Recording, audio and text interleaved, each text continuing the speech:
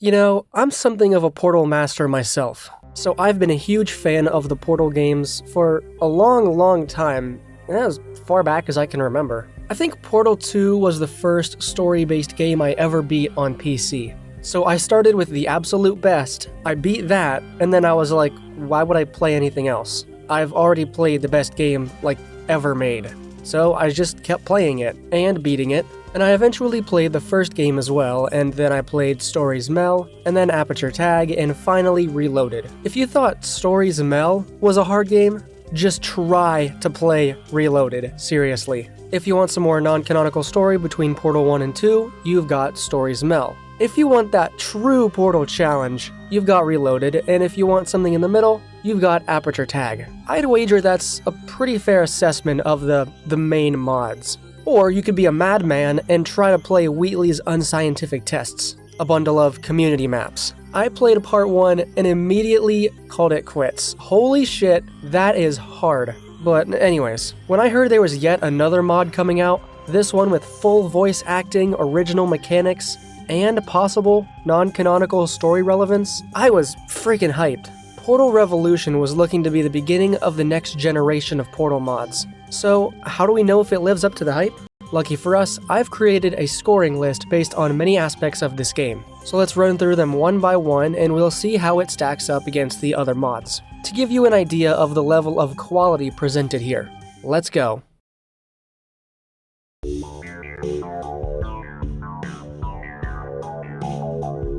You may have expected me to start with the gameplay, but the visuals are by far the most noticeable thing when you first boot up the game. I've played some truly beautiful community chambers over the years, and Revolution gives all of them a run for their money. This shot right here is absolutely stunning, with an orange backlight behind this giant turbine. Subtle lighting effects such as these are everywhere throughout the game, with random lights poking up through the floors and ceiling, colorful atmospheric lights, and even the portals themselves give off a stronger glow.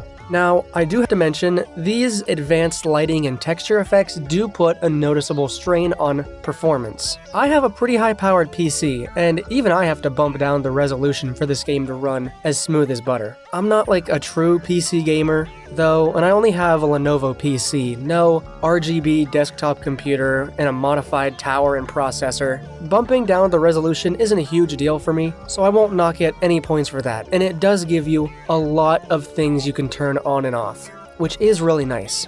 There's also a few settings you can play around with that really add a nice touch to the whole experience. You can change the crosshair style to Portal 1, Portal 2, Simple, and Hidden. You can also change the size of this crosshair. This doesn't affect gameplay at all really, it's just whatever you're comfortable with. You can also completely remove your portal gun from the frame, which is something that I personally haven't seen in any other mod. I could be wrong on that point though. I haven't done extensive digging through the other mods, but that's the first time I've seen something like that. A large part of this game takes place near the surface of the facility, and a lot of the test chambers have open ceilings. Now, I've played above aperture, and let me tell you, an open-air test chamber is a completely different experience. Revolution takes the best parts of those community chambers and enhances them with more detailed environments. Lots of foliage growing around every crack and crevice. Some chambers you play through during the day.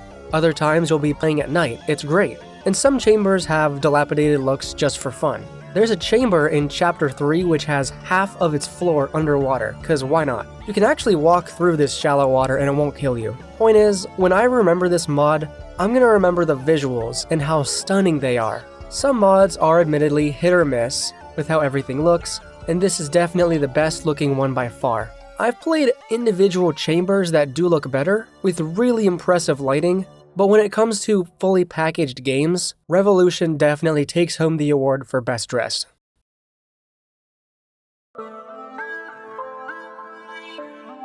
In Portal Revolution, you play as an unnamed test subject pulled out of stasis for a specific mission. You must first play through a round of tests, introducing you to the classic portal gun mechanics. But before being baked like a cake, the core who's been guiding you saves you from your death. His name is Sterling, and he wants to restore Aperture to its former glory. I tried to look after the place in her absence, but I don't have the tools. Good news though, I found better tools. A device capable of repairing the whole enrichment center. Part of this goal involves reactivating a device called the Spire. At first, it's kind of unclear what this machine does. You're given the vague description that it'll help rebuild the facility. But after navigating your way through dilapidated chambers, you finally reach this machine, and it's revealed that it is in fact a new teleportation device built after the Borealis disappeared. While your portal gun needs to create holes in space-time to move matter, the Spire can instantaneously move matter from any point in space to another random location. And after stepping into the Spire yourself, Sterling reveals that he wants to use the Spire to rebuild GLaDOS. Let's rebuild the central core. Oh, right. You probably know her as GLaDOS. It's about time we bring her back, don't you think? And you are accidentally teleported back to the bottom of the facility. After you wake up, your portal gun is completely destroyed. You can't even pick it up. And you begin to make your way through the sealed-off testing shafts we saw in Portal 2. We find our way into the part of Aperture where they produce personality cores, and we meet Amelia Conley, a scientist who worked in Aperture's research group for artificial intelligence.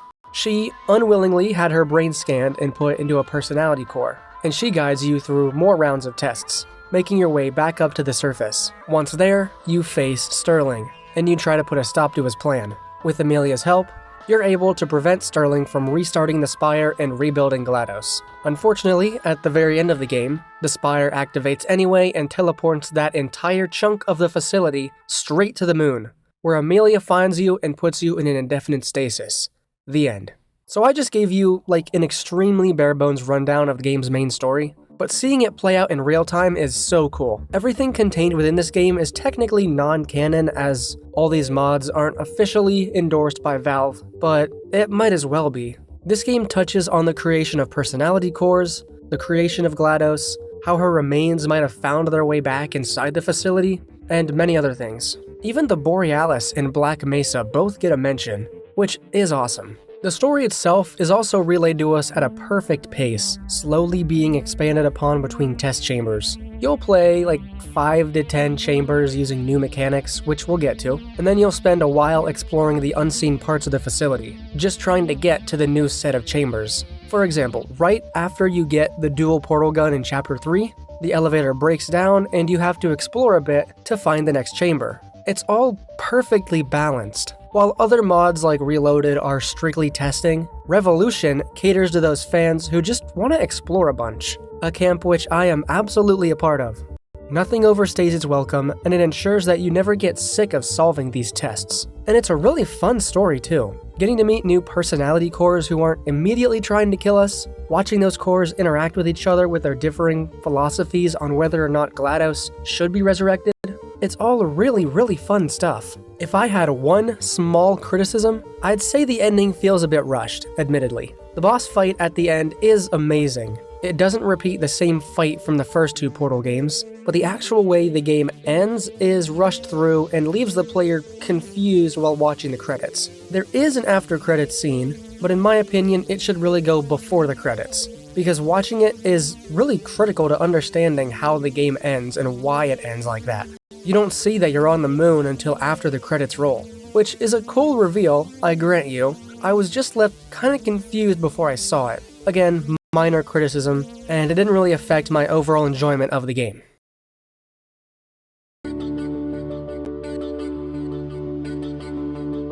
So Revolution is a treasure trove of fun new Portal mechanics. Each individual round of tests takes its sweet time to introduce each new mechanic to you in full. These include, but are not limited to, gel cleansing fields, a pair of laser cubes which can wirelessly transmit a laser, and diversity vents which can move both testing elements and the player. They make the game really fun and playable. My favorite of these mechanics is definitely the laser cubes. What an ingenious idea, honestly.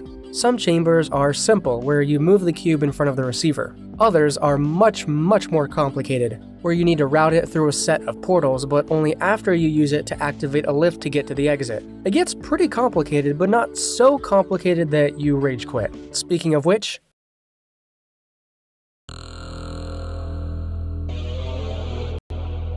is this game challenging? Well, Portal Revolution has an amazingly fine-tuned difficulty level. There's actually a quote here from the developers.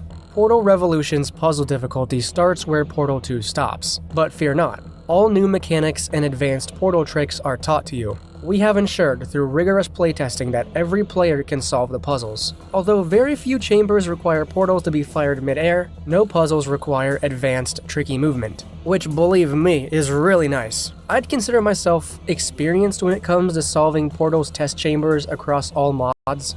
Most I can do without a walkthrough. For context, I made it about halfway through Reloaded before I needed a walkthrough. Even for really experienced Portal players, that game is very difficult. There were only a few chambers in Revolution that I really needed to take some time to think about, because while they're not particularly difficult, they utilize tricks that were heavily used in other harder mods like Reloaded. A lot of chambers involve fizzling and re-obtaining a cube to solve a test, which a lot of players don't immediately think to do. Like, a lot of these chambers pull this trick, and if you're not used to it, you could be left very confused. I should mention that for a lot of this game, you only have a single portal gun, the one where you can only place the blue portal. The orange portal is placed for you, which only a few chambers in the official Portal games actually feature this type of gun, I believe.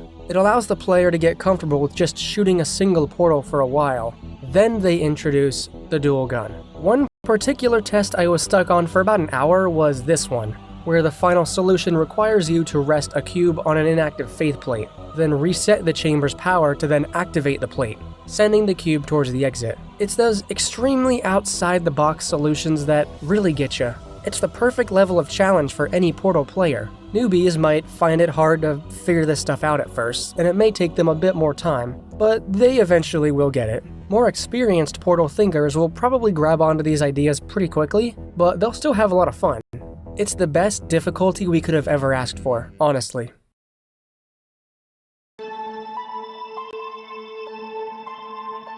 There's also quite a few Easter eggs and references in this mod. I don't want to spoil all of them, but I've taken note of a few of them here. For example, Chamber 12 in Chapter 3, it's the same Chamber 12 from Portal 1, where the game teaches you that momentum through portals is conserved for longer and higher jumps. It's extremely dilapidated, and you enter the chamber through an observation window, not the elevator. For someone who's replayed that chamber countless times, it immediately tipped me off as familiar. There's also a hidden vent you can go through before entering this elevator, and it takes you to a room with a single chair, and speakers blasting a strange noise.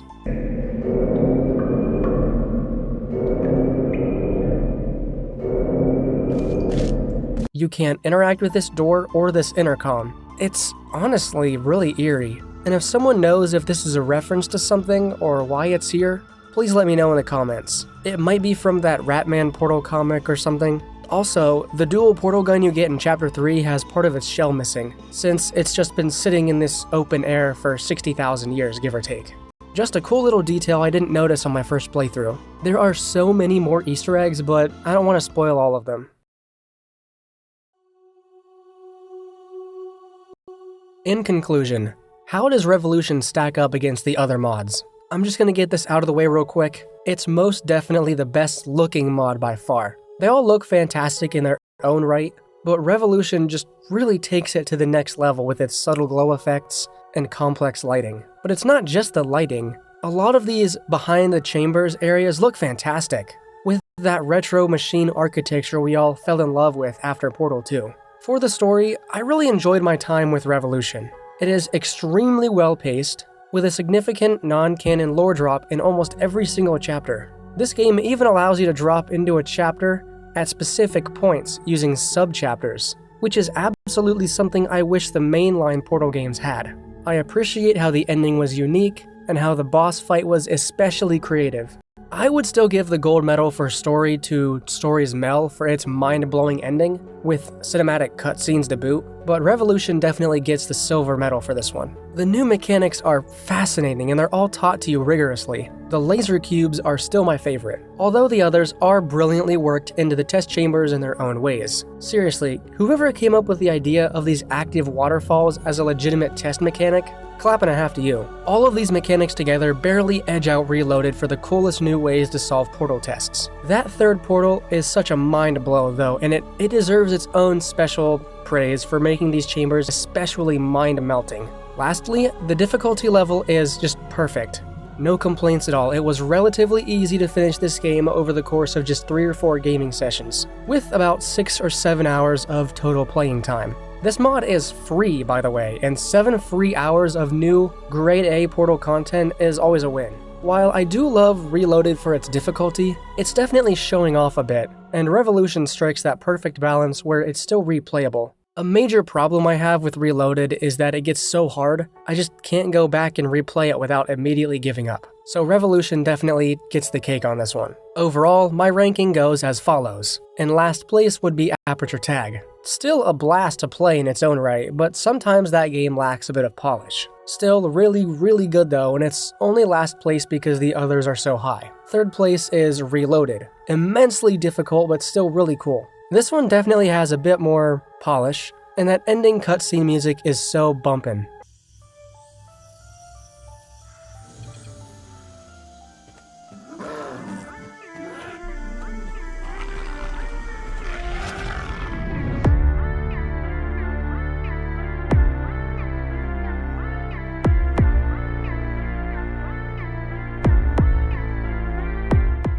Second place is Stories Mel for still being pretty difficult, but also having a lot of story relevance as well. That ending still hits hard to this day. And finally, I get to reveal to you that Revolution is my new favorite. Definitely not as long as Stories Mel, but its enhanced visuals, balance of story and exploration, and awesome new mechanics definitely offer an experience that can't be beat. This is also a mod that will be infinitely replayable because of its subchapters function. It apparently took 8 years for this mod to come out, and I'd say it was 1000% worth the wait, and the slight delay it took to come out. So in conclusion, if you're a Portal fan and you've been dying to see some new content, give this your full attention, please. It's getting overwhelmingly positive reviews, and they're all well-deserved. This is truly one of the best Portal mods we've gotten, and it really makes me excited for the future of this series. Anytime that we can revitalize interest in the Portal community is one step closer to getting the elusive Portal 3 from Valve. But until then, this is the closest thing we're gonna get, and it deserves the praise. So those were my thoughts on Portal Revolution. Bit of a deviation from my normal output, but this mod was just so good, I had to talk about it. Let me know in the comments if you've played this mod, and tell me your thoughts on it. If you haven't played it yet, it's free. Go download it on Steam right frickin' now. Anyways, my name is Candles, and thank you so much for watching.